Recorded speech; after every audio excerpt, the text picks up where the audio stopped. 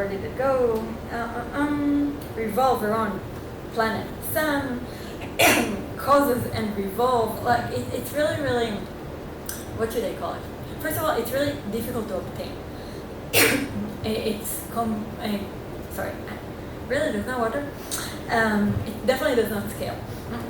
And what's a big criticism about this is that analogy is effectively given in this representation. Okay, the person who decided how to represent the solar system kind of decided what's important and what's not important, and they usually did it because they knew what they were trying to find an analogy to. For example, the atom, so they kept the revolve but did not keep like other stuff. So lots of the hard work, lots of the intelligent work in those works were done by the person writing down the representation, not by the computer. So this project started when we said there's really a spectrum. On one hand, you have those crazy logic-based representations that if you have them, finding analogies is straightforward, but getting them is a pain. On the other hand, you have raw text like patents that's practically free, but it really doesn't get you far. We actually tried treating this as a kind of vanilla machine learning, finding this is analogy, this is not analogy, does not work. So we said, how about we find some sweet spot in the middle? Some representation that's expressive enough to allow us to do analogy mining, but still easy enough it can be learned. We can extract it automatically from those raw texts. So our first real progress came when we learned about this insight from cognitive psychology. It's called schema induction. And they basically said what you really need to understand from all those texts about inventions and innovations is two things. What's the purpose of this product, what's the goal, and what's the mechanism, and how it actually does what it's supposed to do. And if you can do this, you can solve one of the core analogy tasks, which is find me another thing that has a very similar purpose, but uses a totally different mechanism to achieve this. So this is what we did. We first, again, went to collecting data. That's kind of half of what I do. We went to Mechanical Turk, and we showed people snippets of product ideas from a website called Quirky. Think about this as kind of Kickstarter's younger and less successful brother. And we showed them stuff like, this is the amazing pill. And we asked them to mark on the text, first of all, how does the product work? And also, what is it good for? So how does the product work? They marked stuff like the components, like there's a pillow and an alarm clock and Bluetooth. And what is it good for? They marked stuff like improve and monitor sleep. Then we threw this on a neural net, and we decided that we want to learn two things. One vector representing the overall, the aggregated purpose, and one vector representing the aggregated mechanism. Okay, that's what we're trying to learn. And then let me skip straight to the ideation task, right? Because I started by telling you how analogy is amazing for creativity and so on. So this is what we decided to try, to test. So we showed people products like, this is a cell phone case that has a second battery in it, so it increases the life of your cell phone, or the battery of your cell phone. And we told people, your task, you have 10 minutes, find other ways to solve this problem, other ways to increase the battery life of your cell phone. And we showed them either random products, because there's lots of work on how random is supposed to get you more creative, what standard web search would have shown them, and our approach, which was finding other products that had a similar purpose vector, and very diverse mechanism vectors, kind of like different mechanisms to solve similar problems. And the hope was that random is going to be all over the place, right? Totally diverse but completely irrelevant. Surface similarity, meaning standard web search, is going to be very relevant but very narrow, right? Everything is about cell phones. And ours will hopefully be diverse but still relevant, still about this problem.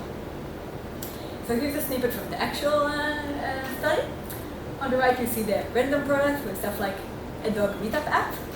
The middle column is the surface similarity, the web search, like we predicted, everything is about cell phones. And the last one is things from our approach, similar purpose, different mechanism. What I really like you to look at is the bottom one. So that's a completely crazy suit that has a system of pulleys in it that kind of generate energy when you walk. Like, does not mention cell phones, I don't even think it mentions batteries, but it's clearly about this idea of generating energy. And does give you some inspiration, like maybe we do something with energy or from movement. And then we had people exposed to those inspirations, generate a really, really long list of ideas that will let judges rank according to standard criteria in creativity literature. Novelty, quality, feasibility, in short, you're solving the right problem in a new way while not breaking physics in the process. And the bottom line was that no matter if you look at absolute number of good ideas or proportion of number of good ideas, people who were inspired by our inspirations got a really nice boost to their creative ability. So at this point, I actually got excited and decided to push this direction forward. So in the time I have left, I'm going to tell you about 2 more attempts that we did to try to push towards even more expressive representations. So the first one was my data is already in the form of spans of text, right? Spans of text corresponding to mechanisms, spans of text corresponding to purposes. So why am I doing this like one weird aggregated vector of purpose and one weird vector of a mechanism? Let's just work at the level of spans of text. So we treated this as a sequence-to-sequence task. Okay, the goal is given a new text to predict those spans directly. And again, I'm skipping back straight to the ideation because I promised not to go too technical.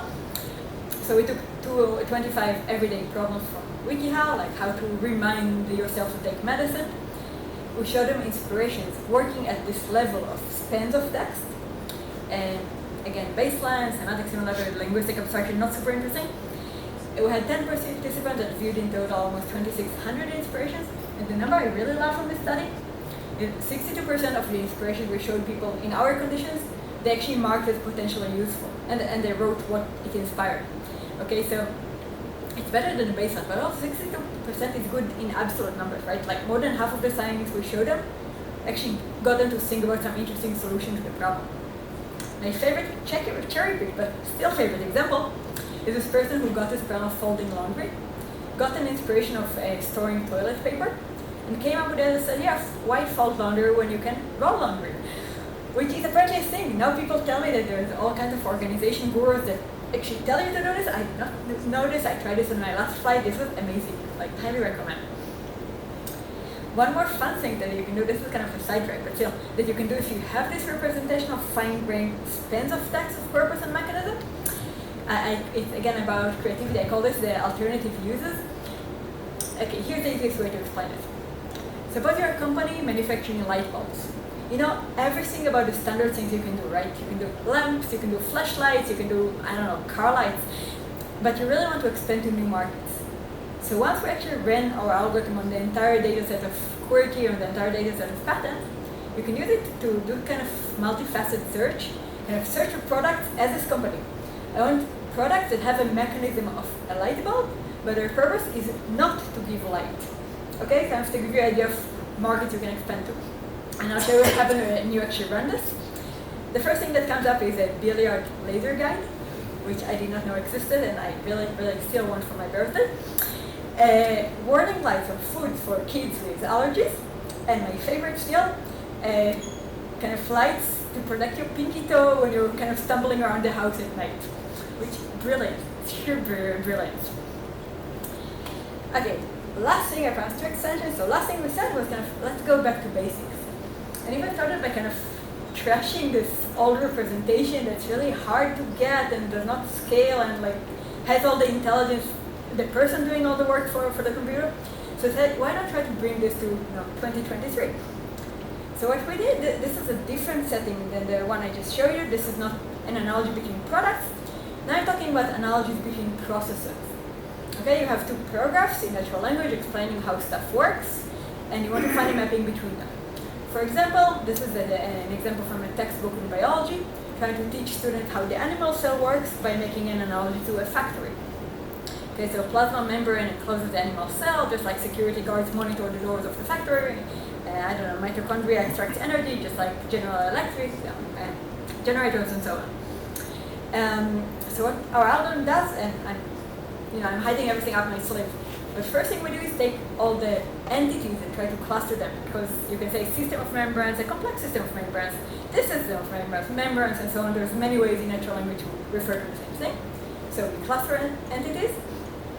Then we use something called QASRL. Ido is the expert on this, go ask him, to actually extract more structure from the text, to understand the relations between those entities. So QASRL takes a sentence in natural language and outputs lots of questions, whose answers are spans from the original text. So for example, what extracts something? The mitochondria. What does something extract? It extracts energy. And the bottom one, what provides something? The electrical generators. What do they provide? Energy.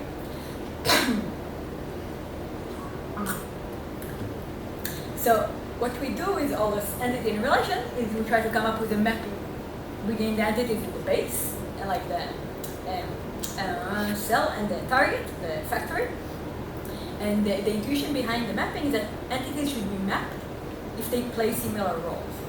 Okay, and play similar roles mean that QASRL identify that they participate in similar relations.